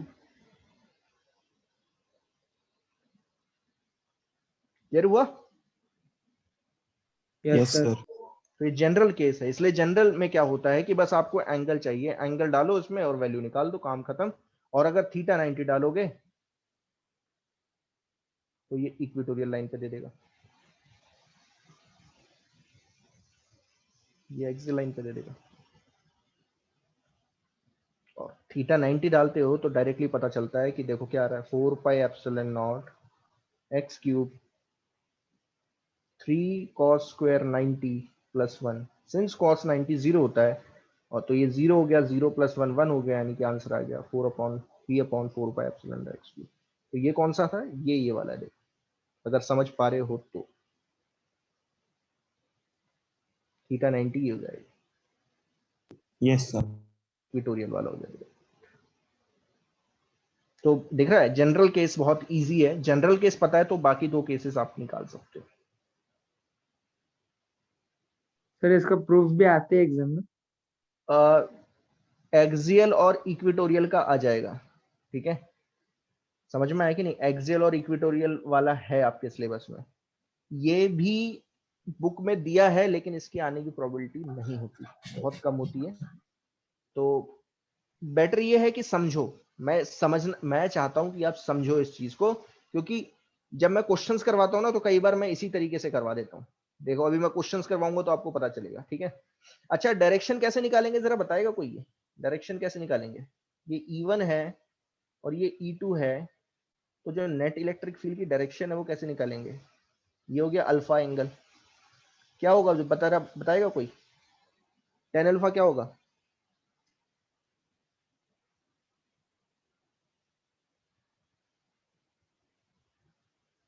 यस, रिजल्टेंस होगा उसका। हाँ हाँ, टेन अल्फा, ये देखो ये देखो ये देखो ये देखो, फिर मैं यहाँ पे बना रहा हूँ, टेन अल्फा क्या होगा? यहाँ बना रहा हूँ, बताओ टेन अल्फा कैसे कैसे निकालेंगे? टेन अल्फा बता रखा है, वेक्टर में बताया था ना। 2a अपॉन ई 2/E1। ये कितना है? E2 हो गया, ये E1 हो गया। अरे वेक्टर को ट्रांसलेट कर लिया ना, E2 वाले वेक्टर को ट्रांसलेट करके इधर ले आया, तो टेन अल्फा क्या होगा? टेन अल्फा आएगा E2/E1, दैट्स इट। और अगर E2/E1 डालते हो तो देखो क्या आ रहा है, E2/E1 डालोगे तो क्या आएगा देखो,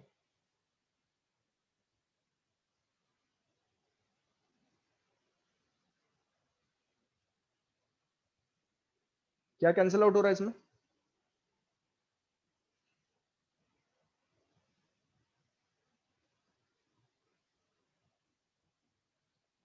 4πε0 कैंसिल आउट हो गया, P कैंसिल आउट, क्या आया? Sine theta by tan cos, theta. That is answer आया tan θ/2। तो याद रखना है दोनों।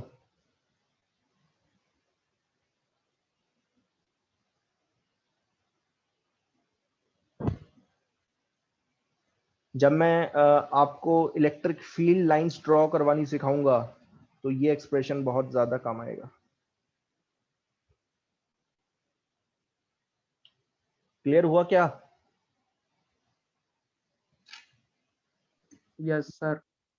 ओके, अब एग्जांपल देखो, एक एग्जांपल दे रहा हूं।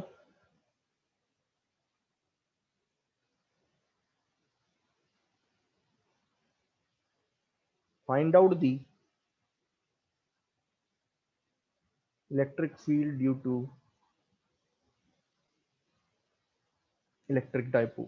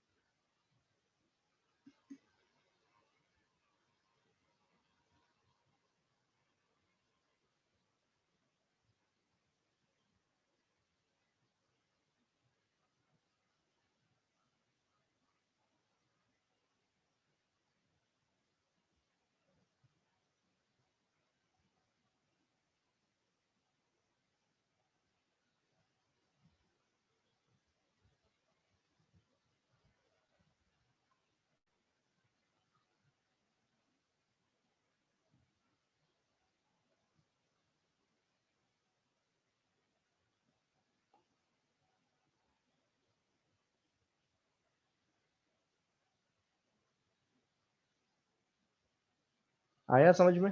कहाँ कहाँ पूछा है?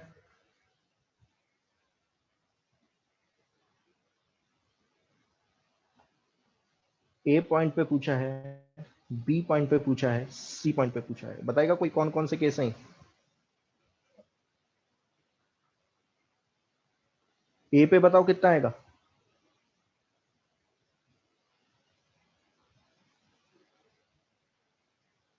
यार पता नहीं, जवाब ही नहीं मिलते मुझे तो। यस, ए कौन सा पॉइंट है? Axial line. Axial line. Axial line पे पता चल रहा है ना, एक्सियल लाइन पे A is a point lying on axial line. अब आप बताओ कि मुझे मैं कौन सा फॉर्मूला लगाऊं, ध्यान से समझना इस चीज को। क्या ये फॉर्मूला लगाऊं और ये फॉर्मूला नो लगाऊं? सर।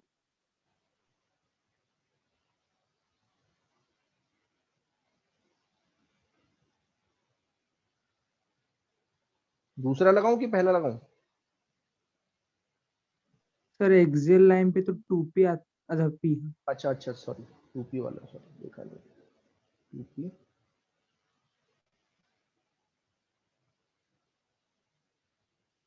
या ये लगाऊं?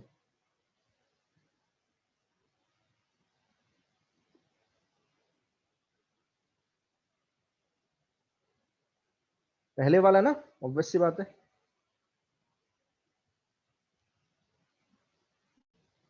हमेशा कंपेयर करो, कंपेयर करोगे तो पता चलेगा। यहां देखो एक्स क्या है, एक्सियल लाइन पे एक्स क्या है, 1 मीटर है, ध्यान से समझना।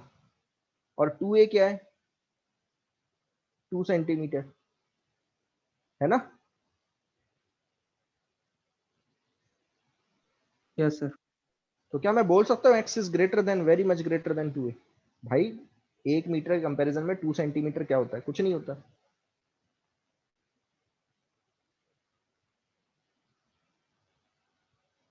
क्लियरिटी हुई? Yes sir. Yes, मैं sir. सीधा लिख सकता हूँ, since 1 metre is very much greater than 2 centimetre, तो आप क्या कर सकते हो, ए स्क्वायर को निग्लेक्ट कर सकते हो। सीधी सी बात है, बहुत ये लगाने की जरूरत नहीं है, सीधा क्या लगाओ, ये वाला फॉर्मूला लगा दो डायरेक्टली। अब क्या कैसे निकालें, बहुत सिंपल है, देखो 2 पी कितना होता था, अब देखो दोनों चार्ज दिए हुए हैं, +-2 माइक्रोकूलम दिए हुए हैं क्वेश्चन में। तो P होगा Q इंटू 2a, ध्यान देना इस चीज को, 4πε0 x3, वैल्यू डालो, 1/4πε0, 9 इंटू 10⁻⁹, ध्यान से समझना इस चीज को, इंटू 2 इंटू Q/2a, Q कितना है, 2 इंटू 10⁻⁻6, 2a कितना है, दोनों चार्ज के बीच का डिस्टेंस कितना है, 2 सेंटीमीटर। समझ में आ रहा है? Yes sir. Divided by x3, x कितना है, 1 मीटर। इसलिए इजी हो गया। अगर मैंने वो दूसरे वाला लगा दिया, अच्छा दूसरे वाला भी सही आंसर देगा, लेकिन दूसरे वाले में कैलकुलेशन बढ़ जाएगी बहुत ज्यादा, यहाँ कैलकुलेशन है ही नहीं। देखो कितना आया, 36 इंटू 10⁻⁹ माइनस 6 माइनस 2, 36 से कितना, 72, सॉरी 72। दैट्स इट, ये आंसर है। देखो 72 इंटू 10⁻⁴, दैट इज 720 न्यूटन पर यूनिट कूलम। आया? Yes, sir. अच्छा इक्विटोरियल पे, एक्सियल पे, इक्विटोरियल सॉरी इक्विटोरियल पे, अब बताओ इक्विटोरियल पे क्या लगाऊं, ये लगाऊं कि ये लगाऊं?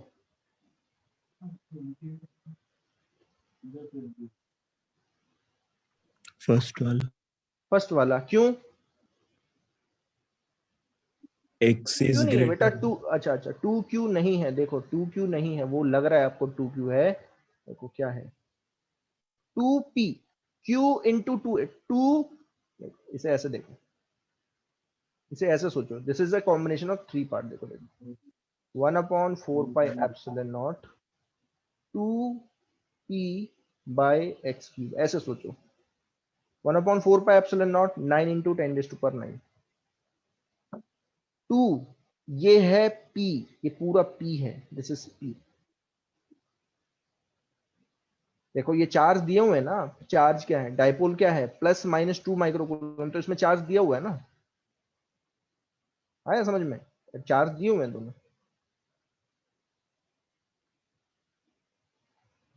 ओके इक्विटोरियल पे, अच्छा इक्विटोरियल पे भी निकल जाएगा, तो ये वाला नहीं लगाएंगे, ठीक है ना, दिस कैन नॉट बी, ये नहीं लगाएंगे, हम लगाएंगे P/4πε0 x3। ध्यान से समझना इस चीज को, क्या निकालने की जरूरत है ये? मुझे तो नहीं लगता निकालने की जरूरत है। मैं सीधा ही लिख सकता हूं, इक्विटोरियल पे जो हुआ करता था वो होता था एक्सियल का हाफ। जो बहुत ज्यादा दूर पॉइंट है उनके लिए तो यही एक्सप्रेशन है। तो आंसर क्या आएगा, एक्सियल पे आ रहा है 720 तो इक्विटोरियल पे आएगा 360। और अगर नहीं आ रहा है ऐसे तो आप फॉर्मूले से कर लो। P कितना है, 2 इंटू 10⁻⁻6 इंटू 2 इंटू 10⁻⁻2। P निकाल चुका हूं पहले से ही।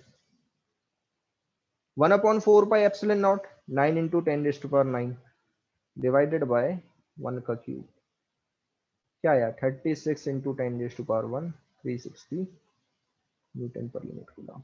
आया समझ में? Yes sir.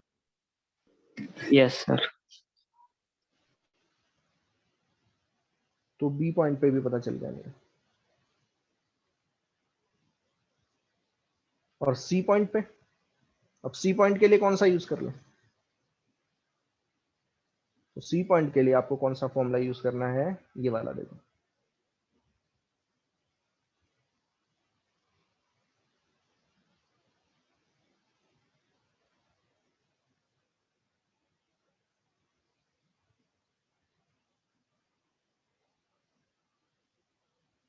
आया है समझ में? Yes sir. कितना आ रहा है, P/4 pi epsilon naught x cube under root 3 cos square theta plus 1। P कितना है, 2 into 10⁻⁻6 10⁻⁻2।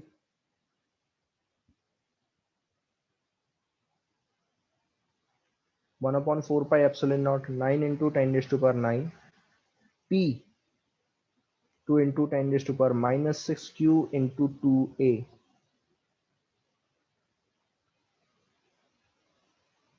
Divided by x cube. अच्छा थीटा कितना दिया हुआ है,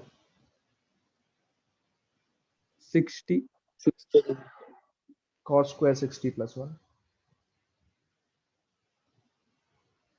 तो आंसर आया 36 इंटू 10⁻1। अंदर आएगा 3 cos 60 होता है हाफ।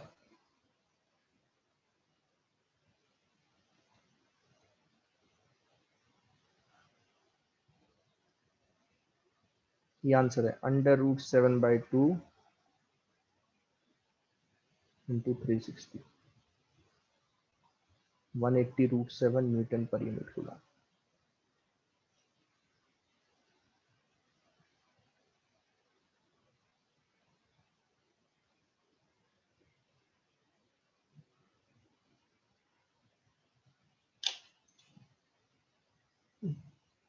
यस क्लियर हुआ? सर वहाँ पे 2 इंटू 10⁻⁻³ क्यों आया? ये देखिए,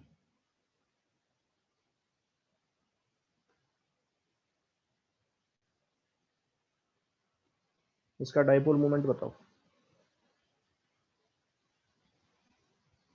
कितना होगा, 2 इंटू 10⁻⁻6। 2a क्या था, 2a क्या था, इन दोनों के बीच का डिस्टेंस, और इन दोनों के बीच का डिस्टेंस कितना है, 2 सेंटीमीटर। अच्छा मैं -3 ले रहा हूँ, -2 लेना चाहिए ना, देखा नहीं मैंने। Yes sir.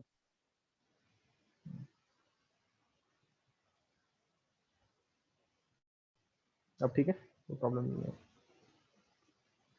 Yes sir. Clear हो गया? Yes sir. ठीक है, मेरे ख्याल से आज के लिए काफ़ी है। देखो मैं एक चीज़ बता रहा हूँ कि मैं अगले हफ्ते से 2 घंटे की क्लास लिया करूँगा, क्योंकि ये 1.5 घंटे की क्लास में एक्चुअल में कुछ हो नहीं पाता। थ्योरी भी करवानी है, न्यूमेरिकल्स भी करवाने हैं।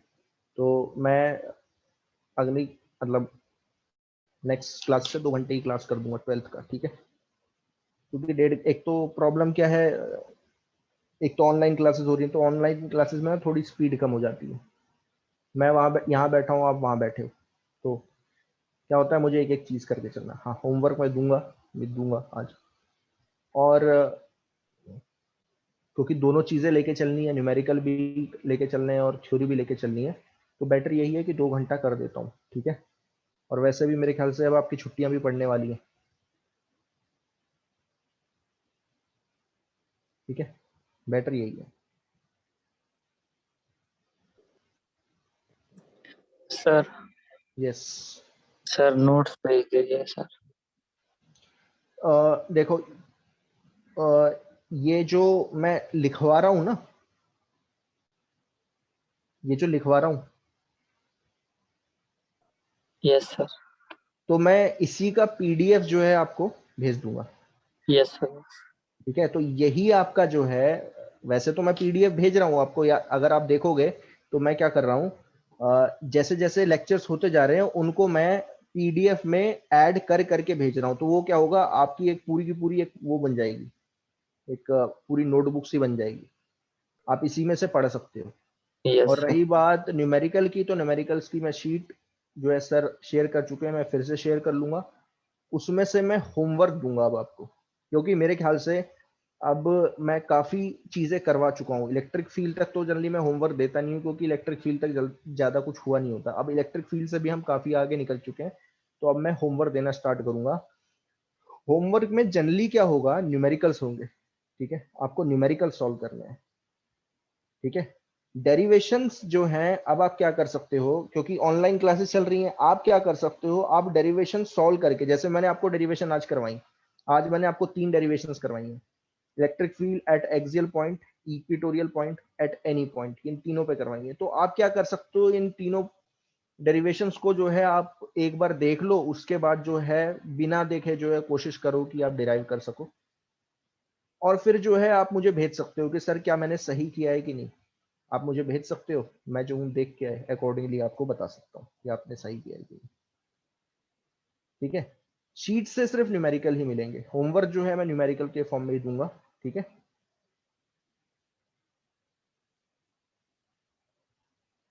चलेगा। Yes sir. Yes sir. और एक और चीज मैं आपको बताना चाहूंगा कि बस ये लास्ट 2 पॉइंट जो है मैं आपको बता के फिर एंड कर रहा हूँ, कि प्लीज क्वेश्चंस को सॉल्व करने की आदत डालो। जो भी आप कर रहे हो, चाहे आप बोर्ड के स्टूडेंट हो, या एनडीए के स्टूडेंट हो, या जेई मेंस या नीट की तैयारी कर रहे हो, मैं लेके तो चल रहा हूँ, एटलीस्ट जेई मेंस की तो मैं सारी लेके चलूंगा। लेकिन मैं आपसे ये चाहता हूँ कि बेटर ये है कि आप प्रैक्टिस ज्यादा करो, न्यूमेरिकल्स की प्रैक्टिस करो, प्रैक्टिस करो। क्योंकि न्यूमेरिकल की प्रैक्टिस करने से सबसे पहले तो ध्यान देना, थ्योरी तो आपको आनी ही चाहिए, थ्योरी तो आपको आनी ही चाहिए, लेकिन न्यूमेरिकल्स भी आपको आने चाहिए, क्योंकि न्यूमेरिकल्स से ही फिजिक्स आती है। न्यूमेरिकल से आपके कॉन्सेप्ट क्लियर रहते हैं कि हाँ सर ने इस तरीके से बताया था, इस तरीके से बताया था। न्यूमेरिकल्स आते हैं तो आप ये मान के चलो डेरिवेशंस भी आपको आती हैं। तो प्रैक्टिस अ लॉट। तो कोशिश करूंगा कि मैं 15 मिनट जो है, 15 मिनट लास्ट में सिर्फ होमवर्क के लिए दूं। जो होमवर्क के लिए मैंने दिया, मान लो 10 प्रॉब्लम दी है, मैं ज्यादा प्रॉब्लम नहीं दूंगा आपको, 15 प्रॉब्लम मेरे ख्याल से इनफ रहेंगी। 15 प्रॉब्लम आप सॉल्व करो। करने को तो आप कितनी भी सॉल्व कर सकते हो, क्योंकि ऑब्वियस सी बात है हफ्ते में सिर्फ 2 दिन क्लास रहती है, तो 4 दिन आपके पास हैं, अब तो छुट्टियां भी हैं। तो अगर 15 प्रॉब्लम है तो 15 मतलब आप रोज 4 प्रॉब्लम भी करते हो, 4 से 5 प्रॉब्लम करते हो, मोर देन इनफ। और एक चैप्टर को खत्म होने कम से कम 3 से 4 हफ्ते लगते हैं। तो 4 हफ्ते अगर 3 हफ्ते भी लग रहे हैं, तो ये मान के चलो कि आप 60 से 70 न्यूमेरिकल कर लोगे उसमें, मोर देन इनफ है। 60 से 70 न्यूमेरिकल किसी चैप्टर में मोर देन इनफ रहता है, अगर सारे कॉन्सेप्ट्स की आप न्यूमेरिकल कर लोगे, ठीक है। तो मैं आज होमवर्क दूंगा, होमवर्क मैं आपको जो है इसमें डाल दूंगा, क्या बोलते हैं, व्हाट्सएप ग्रुप पे डाल दूंगा, आज क्या आपको करना है, ठीक है ना, कौन से पेज के होमवर्क करने हैं आपको, ठीक है। Thank you.